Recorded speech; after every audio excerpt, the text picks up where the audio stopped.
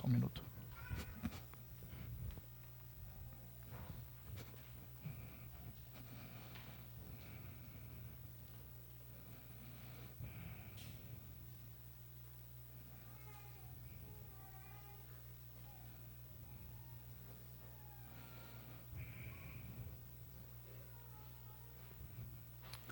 Boa noite mais uma vez aos irmãos. Hoje nós seguiremos a nossa série de mensagens até os confins da terra. Nós daremos sequência hoje no livro de Atos, no capítulo 16. Você que tiver uma Bíblia que seja da sua preferência, você pode acompanhar comigo. Então, Atos capítulo 16. Nós leremos do versículo 16 ao 18. Número 16 ao 18. Está escrito assim, eu lerei na versão Nova Almeida atualizada. Aconteceu que, indo nós para o lugar de oração, veio ao nosso encontro uma jovem possuída de espírito adivinhador, a qual, adivinhando, dava grande lucro aos seus donos. Seguindo a Paulo e a nós, gritava dizendo: estes homens são servos do Deus Altíssimo e anunciam a vocês o caminho da salvação. Isto se repetiu por muitas vezes. Então Paulo, já indignado, voltando-se, disse ao Espírito: em nome de Jesus Cristo eu ordeno que você saia dela. E ele, na mesma hora, o Espírito saiu. Até aqui a palavra do Senhor. Vamos fazer mais uma oração? Senhor, nós acabamos de ler a Tua palavra e pedimos que o Senhor nos dê clareza para compreendê-la. Pedimos que o Senhor aplique a ela em nossos corações. Rogamos para que o Senhor se faça presente nesta noite. Em nome de Jesus. Amém. Meus queridos, hoje nós seguiremos então. Estou tendo problemas aqui com meus slides. Mas faremos então 100 slides mesmo, vamos só com o da tela. O tema da nossa mensagem é: não nos intimidemos ao falar de Cristo. Não nos intimidemos ao falar de Cristo. O texto que nós acabamos de ler é um texto que mostra uma intimidação vindo por um espírito imundo, por um demônio, que tenta de alguma forma desestabilizar a evangelização na região da Macedônia, mais especificamente em Filipos. Vocês se recordam na última mensagem que nós vimos que a região de Filipos era uma cidade muito próspera, era uma cidade onde que havia minas de ouro, havia muito forte a cultura greco-romana, haviam muitas tradições derivadas das mitologias greco-romanas que faziam parte do imaginário e até mesmo da cultura daquele povo, né? Nós acabamos de ver que há uma intimidação dos missionários. Os missionários seriam Paulo, Lucas, Timóteo e Silas. Os 4 haviam chegado na Macedônia após Paulo ter uma visão de um homem pedindo ajuda na região da Macedônia. Imediatamente eles partem para lá. Eles ficam durante um tempo, eles evangelizam algumas mulheres em um local onde que as pessoas se reuniam para adoração. Muito possivelmente no sábado. Todos os sábados, como prática judaica, eles se reuniam para orar. E aí, naquele momento, Lídia, a primeira convertida da Europa, recebe o Evangelho de Cristo e é convertida. Na sequência, toda a sua casa é batizada, inclusive Lídia. E os cristãos, os discípulos de Jesus, os apóstolos, eles acabam ficando na casa de Lídia, como um convite dela. Ela solicitou que eles assim ficassem, e eles então ficaram constrangidos a isso, a ficar lá. Como nós dissemos, há aqui uma intimidação. E minha pergunta para você é: você já foi intimidado ao pregar o Evangelho de Jesus? Você já se sentiu intimidado em algum momento ao pregar o Evangelho da salvação? Nós vemos aqui que Paulo, ele sofreu uma intimidação por parte desse espírito imundo. E eu gostaria de extrair algumas lições a partir disso. Mas primeiramente vamos por partes no texto. O texto inicia falando assim: aconteceu que, indo nós para o lugar de oração, então muito possivelmente o que aconteceu na sequência da conversão de Lídia, os discípulos, eles ficaram por um tempo na cidade de Filipos. E aí que eles estavam indo aqui para o lugar de oração, ou seja, onde aquelas mulheres se reuniam, e Lídia foi convertida, eles estão retornando para lá, muito possivelmente em um sábado. Então aconteceu que, indo nós para o lugar de oração, veio ao nosso encontro uma jovem possuída de espírito adivinhador. Então veio primeiramente uma moça jovem com um espírito. E aqui o termo espírito adivinhador é muito interessante quando nós vamos para a língua grega. Na língua grega não está escrito espírito de adivinhação, está escrito espírito de Piton. Piton, que você sabe que é uma cobra. Por quê? A gente tem que arremeter aqui ao período onde nós estamos inseridos e a cultura, como eu disse, era impregnada aquele tempo. Vamos ver só um pouquinho, fazendo um parênteses aqui sobre mitologia, só para a gente entender esse termo Piton aqui. Mitologia grega é conhecido pelos historiadores e pelos aqueles que gostam de mitologia, que Apolo era o filho de Zeus com Hera. Era um filho de Zeus com uma outra mulher, e Hera, que era a esposa de Zeus, ficou muito irritada, porque Zeus teve um filho fora da sua relação ali. Zeus tinha esse costume, segundo a mitologia. E Zeus, ele tem Apolo. Muito brava, Hera envia uma cobra gigantesca na região de Delfos, na cidade de Delfos, para matar Apolo. Apolo, você sabe que na mitologia grega é o deus do fogo, o deus do sol, o deus da guerra. E então Apolo ele entra em uma grande luta corporal e sai vencedor contra essa cobra, essa Piton. Essa cobra então morre e ela é enterrada na região de Delfos, onde havia alguns montes. E ali naquela região, ali ficou os restos mortais daquela serpente, e foi construído ali o templo de Apolo. O templo de Apolo foi construído em cima onde que supostamente havia sido morta a serpente Piton, que era uma serpente imensa. E o que aconteceu dentro da mitologia? Nesse templo de Apolo, as pitonisas, que eram as sacerdotisas do templo, elas eram obrigadas a ficar em uma câmara que ficava dentro do templo, e ali elas aspiravam os gases que saíam do corpo em decomposição da serpente, e ali elas ficavam em transe, e elas tinham algumas aspirações que levassem a adivinhar o futuro. E aí então, segundo dizem os historiadores, traziam algum animal, e muitos, olha que interessante, muitos imperadores, muitos poderosos da época, vinham até esse templo para consultar as adivinhações do templo de Apolo. Nisso, o que acontecia? Traziam um animal, esse animal era morto em sacrifício a Apolo, eles tiravam as vísceras dos animais, e as mulheres ali, por conta de estar um pouco entenebrecida por conta dos gases, elas começavam a descrever, a adivinhar o futuro a partir das vísceras dos animais mortos. Isso acontecia de maneira recorrente e era muito famoso. O templo de Apolo vai deixar de existir principalmente quando o cristianismo tem uma grande ascensão na Europa. Até então isso era muito comum as pessoas irem até o templo de Apolo.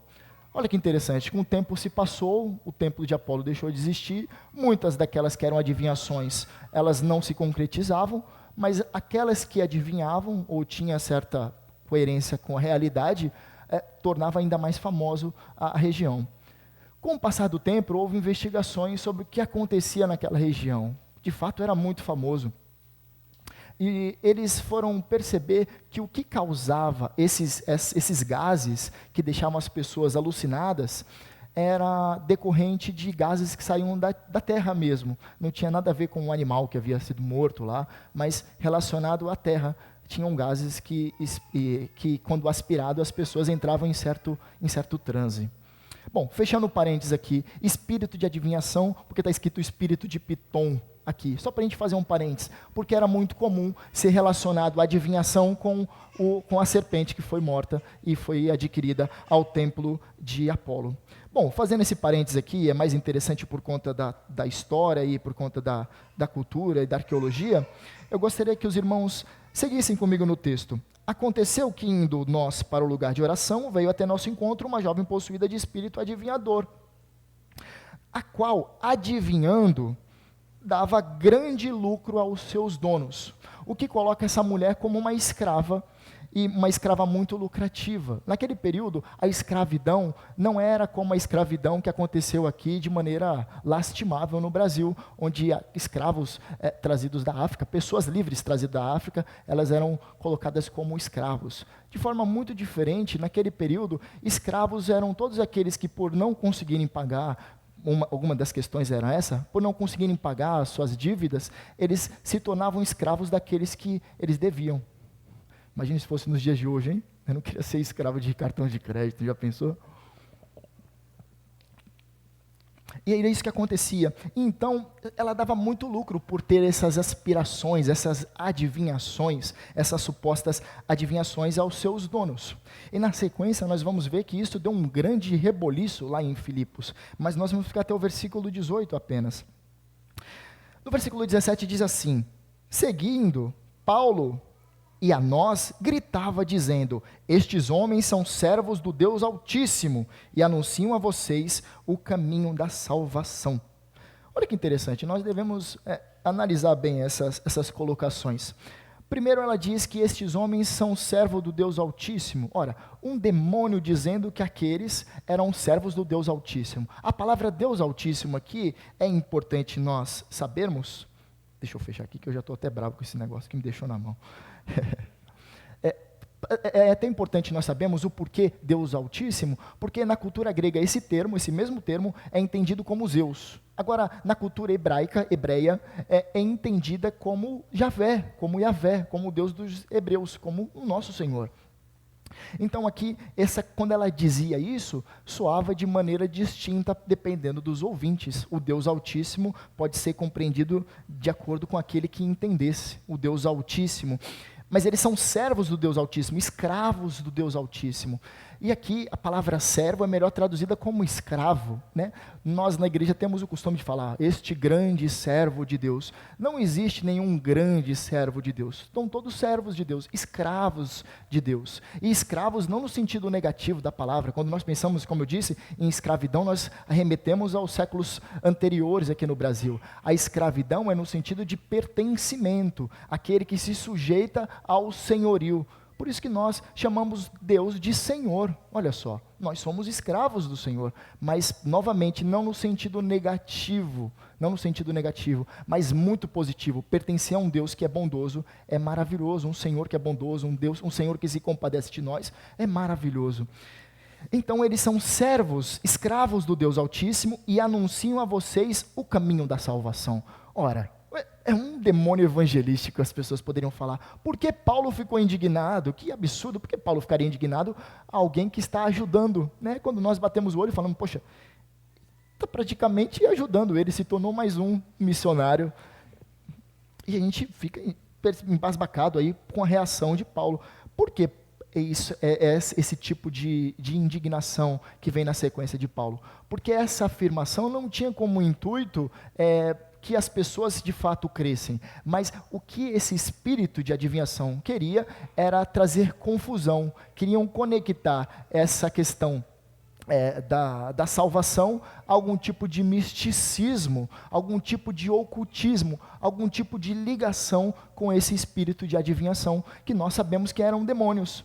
Todas as vezes que nós vemos, e aí eu citei aqui a questão do templo de Apolo, você falou, nossa, mas tão distante, isso não tem nos nossos dias. O que mais tem nos nossos dias são isso. Você vê o chá do Santo Daime, as pessoas entram em transe e elas têm experiências místicas maravilhosas, segundo elas, pessoas que entram em transe através de alucinógenos, pessoas que vão a centros de candomblé, e ali as pessoas entram em transe por conta do batuque. Tudo isso é muito ritualístico e muito semelhante ao período anterior aos séculos, não posso nem datar isso aí, são milenares esses tipos de tradições. E os Satanás e seus demônios, obviamente, eles se equivalem disso.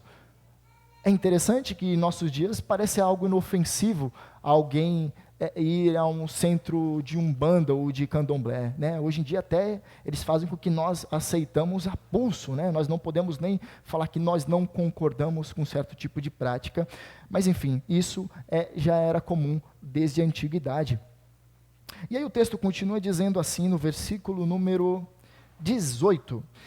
Isto se repetiu por muitos dias. Ou seja, essa mulher, ela chegava gritando e todos ouviam todos os dias, muitos dias. A gente não consegue aqui categorizar, classificar a quantidade de dias, mas eram muitos dias.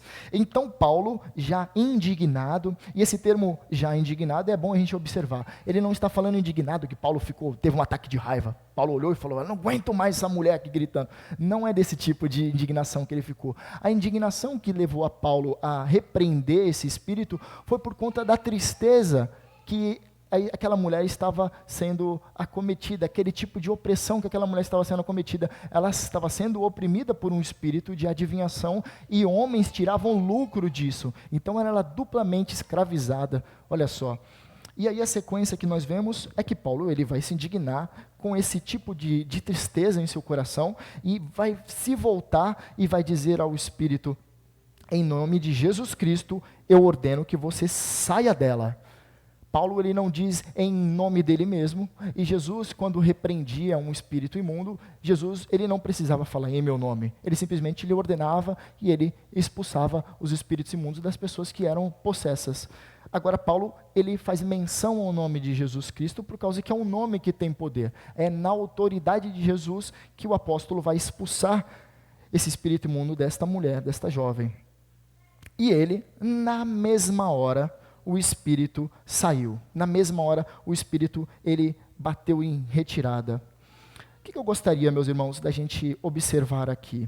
Algumas observações sobre esse texto.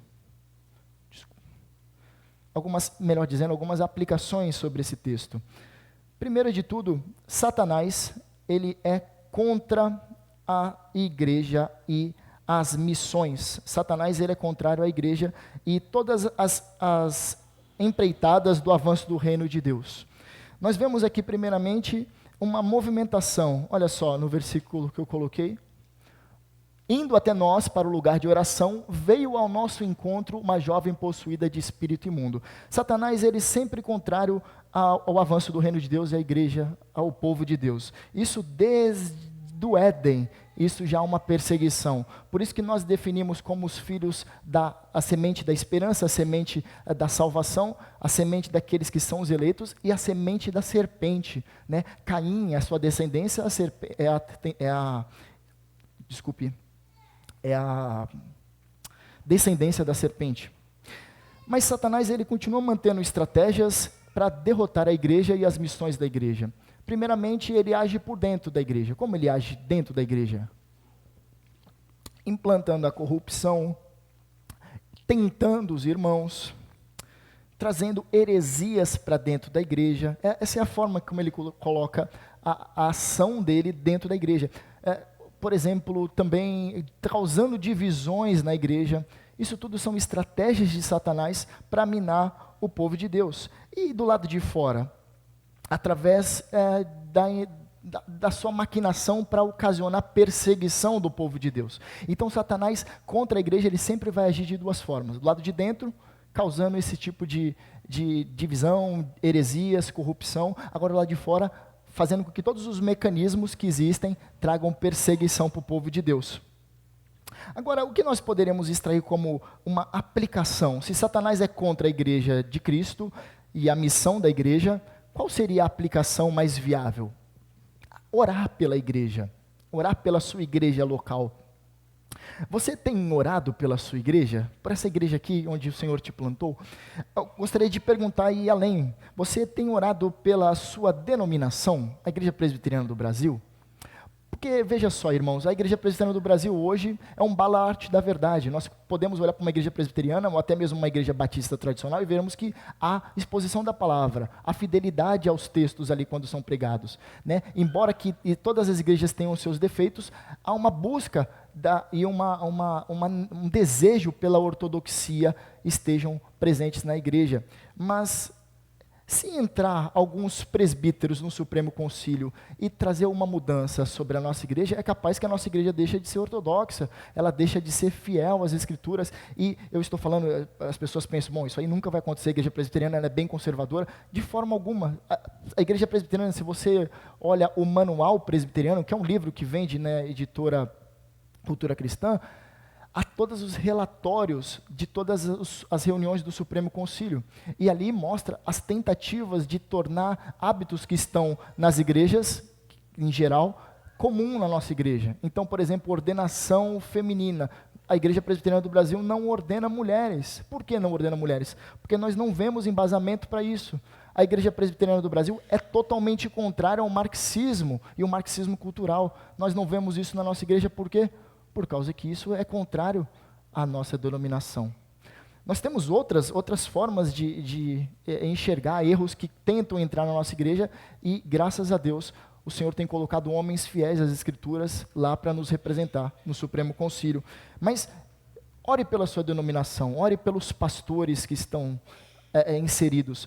Quando eu falei para orar por essa igreja, você tem orado pelo seu pastor e pelos presbíteros dessa igreja? É importantíssimo nós orarmos por eles. Eles são aqueles que dirigem as nossas escolhas, a direção da nossa igreja como igreja local. Pense nisso. Agora você diz assim, bom, eu não estou orando nem por mim, como é que eu vou lembrar de orar pela minha igreja, né? Eu gostaria de lembrar que nós estamos entrando em um novo ano. 2024 está chegando. E nós temos o costume de definirmos metas, né? Geralmente nós, quando queremos fazer um regime, falamos, bom, na segunda-feira eu começo. Você nunca começa um regime numa quinta-feira ou numa sexta-feira, né? Dificilmente você vai fazer, ou então, eu vou começar a fazer exercícios físicos a partir desta quarta-feira. Não, você não vai fazer na quarta-feira, você vai jogar para segunda-feira. Então, tendo em vista que nós temos um ano de 2024 à frente, pense nisso, em corrigir os seus hábitos. Como você tem se colocado diante de Deus diariamente? Pense nisso, coloque isso como uma meta para o próximo ano. O ano que vem, todos os dias eu vou ler as Escrituras, todos os dias eu vou orar, todos os dias eu vou estar diante da presença de Deus. Faça esse compromisso. Também orar pela Igreja de Cristo no modo geral. Embora nós tenhamos várias denominações e algumas denominações que nós não concordemos com as suas práticas, nós devemos orar por elas, para que o Senhor as purifique por meio da palavra de Deus, para que a palavra de Deus seja o centro dessas igrejas, para que líderes eles sejam fiéis e tementes ao Senhor, para que eles não estejam mais ávidos pelos lucros, pelos ganhos, mas por pessoas, almas sejam alcançadas pelo poder de Deus. Ore pelos missionários, pelas juntas missionárias, já que Satanás ele é contrário a todas as formas de empreitadas missionárias. Ore por missões, ore muito por isso, pois eles necessitam, muitos missionários são abandonados nos campos de missões. Na seara, eles são largados, a igreja os abandona. Muitas igrejas são fáceis para enviar, mas depois elas não sustentam essas pessoas. E muitas das vezes os missionários vão com a família inteira, e vai com criança pequena, e eles vão apaixonados por almas, eles querem que o avanço do reino de Deus chegue naquela região, só que a igreja que está do outro lado os abandona. Então ore por missionários, ore por missões, ore para que as portas sejam abertas para o evangelho. Como eu disse, Satanás, o mecanismo lá de fora é fechar todas as formas de evangelização. Um tempo atrás nós conseguimos entrar facilmente em escolas para fazer capelania. Eu mesmo já fui muitas vezes na região do Jockey, em São Vicente, fazer capelania em escolas. Era muito fácil. Na verdade, com o tempo passou a se tornar um pouco complicado. Uma vez um dos coordenadores chegou para mim e disse assim, Caio, a gente pode falar sobre evangelização, mas a gente não pode ficar falando Jesus toda hora, não. A gente tem que falar mais sobre deveres morais, ética, cidadania. Eu falei, não, vou acordar cedo para não falar de Jesus, está de brincadeira comigo. Ele falou, não, Caio, tá bom, então fala de Jesus.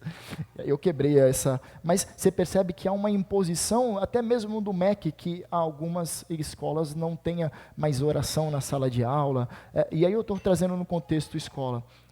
Mas é curioso, nas escolas eles não querem que a gente entre, mas nas prisões eles pedem para a gente ir para lá. Porque eles sabem que o ser humano ele só tem transformação quando o Evangelho de Cristo os alcança. Ore por isso, meus irmãos. A segunda lição que nós podemos tirar daqui é que Satanás também tem os seus milagres. Satanás também tem os seus milagres. Vai falar, nossa, que heresia, que groselha que você está falando do púlpito. Satanás tem milagres. Olha só, Satanás, ele não é onisciente, ele não sabe de todas as coisas. Isso aqui tem que ficar bem claro. Ele não lê mentes. Algumas pessoas pensam que Satanás está lendo mentes. Eu acho que parece que o diabo leu a minha mente para isso. O diabo não lê mentes, ele não tem poder de onisciência. Agora, Satanás, ele é um daqueles que estão há mais tempo aqui. Ele já tentou todos os grandes homens de Deus que nós temos como inspiração, quando nós lemos biografias de avivalistas, de reformadores. O diabo os tentou todos. O diabo tentou todos os apóstolos. O diabo tentou os grandes homens de Deus no Antigo Testamento. O diabo tentou o próprio Jesus Cristo. Agora, toda essa experiência jogada fora, ele sabe. Agora, você, como faz para não tomar o fruto proibido, o seu pecado, aquele pecado que é mais difícil para você? Evite de andar no pomar de Satanás. Se tem uma árvore lá, evite o pomar. Fuja do pomar. Agora, se Satanás ele não é onisciente, ele não lê pensamentos, como ele faz milagres? São falsos milagres. Para a maioria das pessoas se tornam até verdadeiras. Olha que interessante aqui, nós temos várias pessoas na região ali de Delfos, que é a cidade onde ficava o templo de Apolo, que acreditavam naquelas profecias. Inclusive pessoas de alta estatura, pessoas ricas, iam até lá. Essa mulher, essa profetisa, essa mulher que fazia adivinhações, se ela estivesse numa igreja evangélica hoje, ela seria tratada como o quê? Como uma profetisa de Deus. Por que está acontecendo isso? Hoje as igrejas elas dão valor para as pessoas que predizem o futuro, pessoas que adivinham o número do RG, pessoas que trazem profetadas em todo o tempo, porque a igreja abandonou as escrituras. Muitas igrejas largaram as escrituras não estão mais no centro da igreja. Eu já fui em alguns cultos que o pastor começou a ler o texto, e ele foi embora do texto, ele nunca mais voltou para o texto, e o texto, eu não sei por que ele leu, ele começou a falar de várias outras coisas, e eu fiquei pensando, por que ele leu esse texto? Por que ele não leu o outro texto? As escrituras foram abandonadas nos púlpitos, e isso dá margem para quê? Para espíritos enganadores entrar na igreja. A igreja perdeu a capacidade de discernir espíritos. Hoje, se entra uma pessoa em nossa igreja e ela quer ter voz para trazer uma profecia sobre a igreja, nós não permitiremos. A Igreja Presbiteriana no Brasil não permite que os púlpitos sejam utilizados para esse tipo de supostos profecias, porque a palavra de Deus é tudo que nós necessitamos. Então, quando as escrituras elas deixam de ser aquilo que regula a adoração e a prática da igreja, tudo se torna aceitável. A igreja ela não tem mais uma regra de fé e prática, ela não tem mais um sistema de regular o culto, a sua prática, ela abre as portas para vários tipos de práticas completamente estranhas às escrituras. E por isso, meus irmãos, qual a aplicação? Se Satanás ele também tem os seus milagres, o que nós fazemos para combater esses falsos milagres? O que nós, como crentes, devemos fazer para nos precaver contra esses falsos milagres? Primeiro de tudo, resista ao misticismo e ao esoterismo. Eu não sou místico. Quer ver como nós somos místicos muitas vezes e nós somos esotéricos muitas vezes? Existe algum tipo de influência na sua vida que não seja a palavra de Deus? Você fala, não, de forma alguma. Você já alguma vez adquiriu práticas, por exemplo, da rosa ungida? Por exemplo, da água benzida, do sal grosso? Vocês já jogaram sal grosso em volta do estádio de um time aí, mas não deu certo. Sal grosso, toalhas suadas, simpatias, você acredita em simpatias? Você que está virando o ano agora, você fala, não, eu vou vestir todo de branco, porque eu quero paz para o meu ano. Que coisa ridícula, ridículo. Eu vou pular 7 ondinhas porque eu vou tomar lentilha no ano novo porque eu vou ficar rico. Minha família, ela toma lentilha há tanto tempo e a gente não ficou rico ainda. Ridículo isso, praticamente descartável. Simpatias parecem inofensivas, mas elas abrem um precedente, uma influência sobre nossas vidas, sobre as nossas práticas que não é a palavra de Deus. E isso é abominável. Horóscopo, você acredita em horóscopo? Você acredita em signos? Você acredita em zodíaco? E essas práticas que são da época da Babilônia, que surgiram a partir da observação das estrelas daquele período, e ali eles colocam aqueles signos, a palavra é signo de significado, para atribuir a alguns objetos, alguns até criados, alguns seres até mesmo criados. E esse tipo de adoração fazia, isso mesmo que você ouviu, esse tipo de prática fazia uma adoração aos deuses babilônicos. Aí você disse, eu não tenho signos, você tem signo? Você acredita em signos? Isso é uma superstição barata e uma falsa adoração. Você está dividindo a sua vida e aquilo que dispõe a sua vida. Você tem a capacidade de dizer que o determina a sua personalidade é um monte de estrela que estão lá distante e que na época, há uns 3, 4, 5 mil anos atrás, alguns observadores olharam e falaram, bom, ali tem peixes, ali, e aí a partir dessa observação antiga você vai falar que isso define a sua personalidade, não é as escrituras? Meu Deus do céu, é absurdo demais. O que tem que definir a sua personalidade é a ação transformadora do Espírito Santo de Deus. Você não tem que falar, bom, eu sou corretinho, ou eu sou bagunçado, ou eu sou explosivo. Não. Você tem que falar, eu sou transformado pelo poder do Espírito Santo. É isso que eu quero, é isso que eu busco, é isso que eu desejo. E não, de forma alguma, signos. Seguindo, você acredita em adivinhações? Aquela, não sei o que, sensitiva, quando você vê um podcast de uma mulher que ela é vidente, você, poxa, o que tem a dizer? Vamos ver que curioso. Um médium que tem alguma coisa para revelar na televisão ou na internet, você, poxa, que interessante, eu quero conhecer isso aqui. Alguma carta psicografada de algum famoso, o que o famoso disse, essas coisas que prendem a nossa atenção e você muitas vezes acredita, fórmulas de gurus, você acredita em gurus, você acredita em coachings, aquelas fórmulas mágicas, aquelas pessoas, os coachings, que eles têm fórmula pronta para tudo, para sucesso, para riqueza, mas você não conhece eles de perto. Muitas vezes eles não são nem ricos e não têm isso que eles pregam em suas vidas. Você olha que discurso bonito, que oratória fantástica, mas você olha para ele, é um sepulcro caiado, não tem vida, não tem nada de verdade. Você tem se agarrado a esses tipos de idolatria? Você trata o domingo como um dia do Senhor, um dia santo?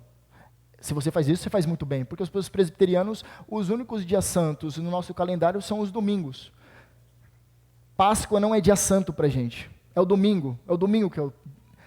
poxa, não é? Não. Sexta-feira Santa? Não, nós não somos... Você é católico? Nós não somos católicos, nós não somos romanistas, nós não temos essa tradição. Corpus Christi? Não. Natal? Não, Natal é um dia para a gente lembrar do nascimento de Cristo, mas não é dia santo. Qual é o dia santo? O domingo é o dia do Senhor. Nós temos vários domingos, nós temos um dia santo toda semana. Santificai o sábado, não é isso que é a ordenança no mandamento? Nós temos um dia. Bom, mas não é o sábado judaico. Novamente explicando, o nosso sábado é o domingo, é o dia que nós entramos no descanso, por causa que Cristo ressuscitou no domingo. O domingo é o dia do Senhor, o domingo é o dia santo. Então muitas pessoas se preparam para o ano novo, eu preciso me vestir assim. Vai virar meia-noite e você vai continuar a mesma pessoa, não tem diferença. Você precisa se apegar a isso. O domingo é o dia do Senhor. Se o domingo é o dia do Senhor, eu tenho que estar na onde? No meio do povo de Deus. Eu tenho que estar junto com o povo de Deus. Mas eu vou abrir uma precedente, não é assim. Todos os dias é o dia do Senhor. É muito bonito quando pessoas falam isso, eu acho maravilhoso. Mas você não percebe um tipo de observação assim pelos apóstolos. Nós não vemos os apóstolos fazendo isso. Nós não vemos a igreja fazendo isso. Bom, todo dia é o dia do Senhor. Claro que todo dia é o dia do Senhor, mas há um dia específico que você tem que santificar, você tem que separar para adoração. Não é o seu dia, é o dia do Senhor. Não é o dia para você fazer o que você quiser. Então, perceba, meus queridos, nós temos que resistir, nós temos que renunciar, nós temos que rejeitar, nós temos que recusar todos esses tipos de práticas esotéricas. Quer ver outra coisa, como nós somos... na nossa alma ainda há um pouco de romanismo, ainda um pouco de catolicismo. O domingo, que é o dia do Senhor, muitas vezes tratamos como missa, porque a igreja ela está sempre mais cheia no dia de ceia. O dia do ceia é um dia diferente. As pessoas se arrumam, elas vêm diferente, como se todo domingo não fosse dia do Senhor. Se tivesse ceia todo domingo, você viria todo domingo? Ou porque só existe um dia e você fala, não, eu não posso faltar. O que você está fazendo? Você está tratando um domingo mais santo que os outros? Isso é absurdo. Quando você olha para uma pessoa, e nós temos várias referências no mundo cristão, no mundo evangélico, nós temos vários pregadores, vários escritores maravilhosos que escrevem muito bem, só que algumas pessoas falam, bom, Deus fala comigo só através daquela pessoa. Não é a palavra de Deus mais, é a personalidade do indivíduo que fala contigo. E você tem que começar a observar o que fala comigo de fato. É a palavra de Deus ou é a personalidade? Aí é um culto à personalidade e não um culto a Deus quando você está. Esse tipo de sacerdotismo é muito catolicismo, onde que as pessoas têm o padre e elas só ouvem a instrução do padre. A voz final, a palavra final é do padre ou do papa. Isso é catolicismo puro. Nós temos as escrituras, nós temos a palavra de Deus. A Reforma Protestante veio para nos trazer o livre-exame das Escrituras. E quando alguém está aqui em cima, num domingo, pregando a palavra de Deus com fidelidade, não importa quem seja, o necessário é que a exposição esteja alcançando o seu coração. Quem deve falar contigo é a palavra de Deus. Quando toda vez que eu subo aqui e falo alguma coisa que não está enquadrada nas Escrituras, descarte completamente, mas aquilo que estiver escrito, aplique na sua vida, pois é o Espírito que coloca isso em seu coração. Portanto, recuse, rejeite, fuja disso, fuja para longe disso. Não abra nenhum tipo de precedentes para ações do diabo na sua vida. A sequência é, Deus, ele utiliza as investidas malignas de Satanás para cumprir os seus santos propósitos. Olha que interessante. Como nós analisamos o diabo dentro do domínio, da soberania, do governo de Deus? Há uma ideia maniqueísta, que seria maniqueísta? Uma ideia de que o que rege o universo são forças do bem e forças do mal, e elas ficam ali como se fosse um yin yang. Nós não acreditamos nisso de forma nenhuma, nós cremos num Deus que é soberano, inclusive sobre o mal. E o diabo se torna o que nesse sentido? O diabo só age com a permissão de Deus. Lembra do livro de Jó? O que acontece? Satanás, ele chega diante da presença de Deus e ele pede autorização para agir na vida de Jó. E se ele está pedindo é porque o próprio Satanás reconhece. Lutero chamava Satanás de diabo de Deus. Calvino, ele fala que Satanás está numa coleira e ele é um cão raivoso. Ele é um cão raivoso e ele só ataca até onde Deus permite que Deus está segurando a coleira. Deus sempre está segurando a coleira. Então esse inimigo das nossas almas, ele está debaixo do controle soberano de Deus. E agora nós vemos no texto que, embora esse espírito imundo, ele tenta desestabilizar o apóstolo Paulo e seus companheiros de viagem, o que acontece? Deus utiliza todos esse acontecimento para cumprir os seus propósitos. Qual é o propósito? Libertar aquela moça. Se a história está sendo contada entre a conversão de Lídia e mais tarde a conversão do carcereiro, ela muito provavelmente ela passou a fazer parte da igreja de Filipos. Essa mulher foi convertida. Deus então ele utilizou aquela situação para cumprir os seus propósitos. Mesmo a ação do diabo, Deus transformou aquilo que era mal em bem. É isso que as Escrituras dizem. Deus transforma o mal em bem, ele converte o mal em bem. Essa é a especialidade do nosso Deus. Então, o que nós podemos ver? Que os esquemas mais maléficos do nosso pior inimigo está sob o controle do nosso melhor amigo, para que você saiba que todas as coisas cooperam para o bem daqueles que amam a Deus, segundo o seu propósito. Então, Deus está no controle. E aqui, que eu gostaria de dizer, apesar disso, Satanás e seus demônios estão em conflito contínuo contra o povo de Deus, tentando e buscando corromper e destruir suas vidas, sua fé e o seu testemunho. Nós vemos aqui uma possessão demoníaca, e isso acontece em nossos dias, não da mesma intensidade como acontecia no período apostólico. Nós não vemos. É muito curioso, quando você vê o Antigo Testamento, você não vê manifestações em todo o tempo. Agora, na plenitude do tempo, quando Jesus ele chega, parece que cai demônio da árvore. Tem encapetado até na sinagoga. E Satanás é expulso em todo o tempo. Em todo o tempo ele é mostrado a sua submissão à autoridade de Jesus. Nós vemos isso em todo o tempo. No período apostólico também. Mas quando nós chegamos nas cartas, nós não vemos nenhum tipo de recomendação de Paulo ou qualquer que outro autor seja, de como nós devemos fazer exorcismos. Não está escrito isso. A única forma que nós conhecemos é que nós devemos expulsar no nome de Jesus. E em nossos dias há muitos espetáculos na televisão de pessoas que estão supostamente endemoniadas e elas vão na televisão, né? Você não vê Paulo colocando o microfone para perguntar qual é o nome do demônio que está ali. A gente não vê isso, né? Ele somente ordena que saia e sai no nome de Jesus. Eu gostaria de trazer 2 exemplos. Eu já presenciei uma vez, eu fui chamado para ir a uma casa de uma irmã de uma amiga minha, que supostamente ela estava possessa. E ao chegar lá, eu percebi que ela não estava possessa. Mais tarde foi diagnosticada como ela tivesse esquizofrenia. Era uma doença mental, não era possessão demoníaca. Mas eu já fui chamado também para uma outra casa que, ao chegar lá, de fato a moça estava possuída. E aí nós tivemos que expulsar no nome de Jesus aquele espírito maligno ali. Então, nós devemos estarmos cheios da palavra de Deus para termos discernimento. Nós devemos também conhecer aquilo que é considerado nos dias de hoje como doenças. Há muitas pessoas que são consideradas como possessas, que elas não são possessas, elas têm algum tipo de problema mental, algum tipo de dificuldade de perceber a realidade. Então isso tem que ficar também marcado em nós. Precisamos, de qualquer forma, estarmos sempre atentos. Como nós resistimos a Satanás, então?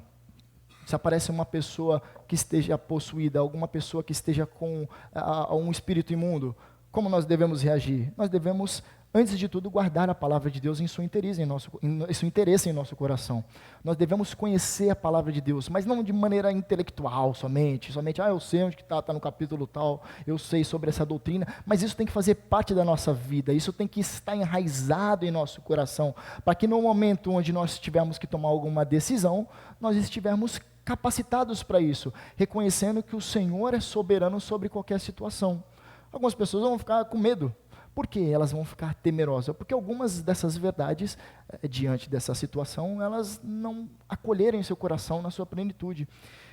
Então, quando nós acolhemos as Escrituras, reconhecemos que Deus é soberano e temos a plena ciência, mesmo que nós estejamos um pouco temerosos, nós vamos agir com compaixão diante daquela pessoa que está sendo oprimida por Satanás. Portanto, você tem que resistir a Satanás guardando toda a palavra de Deus em sua inteireza, sendo sóbrio e vigilante em todo o tempo. Ser vigilante em todo o tempo. Facilmente nós nos desviamos. Se nós queremos fugir para longe de Deus, rapidamente Satanás prepara um barco para a gente fugir da presença de Deus. Nós temos sempre que estar vigilantes e mantendo a esperança até o fim. E a última aplicação desse texto, nós vemos que nós não devemos nos intimidar. Olha só, por toda a sua vida, morte, ressurreição, ascensão, Cristo quebrou de maneira total, de maneira plena, de maneira perpétua, sozinho, o poder de Satanás. Então, por que Paulo ele vai até essa moça que estava endemoniada e ele expulsa no nome de Jesus? Porque Paulo tinha convicção de quem foi Jesus. Ele foi discipulado por Jesus na Arábia, ele conhecia Jesus pessoalmente. Nós temos esse privilégio, nós podemos conhecer Jesus através das Escrituras, nós podemos saber quem foi, quem é e o que ele faz nas nossas vidas. Nós temos tudo isso disponível na palavra de Deus. Então, o que acontece diante de uma situação dessa? Paulo ele sabia que a vitória pertence a Cristo, em razão da sua perfeita obediência, através dos mais severos testes instigados por Satanás. É nos méritos de Jesus que nós podemos descansar, não nos méritos nossos. É no nome de Jesus que Paulo vai expulsar.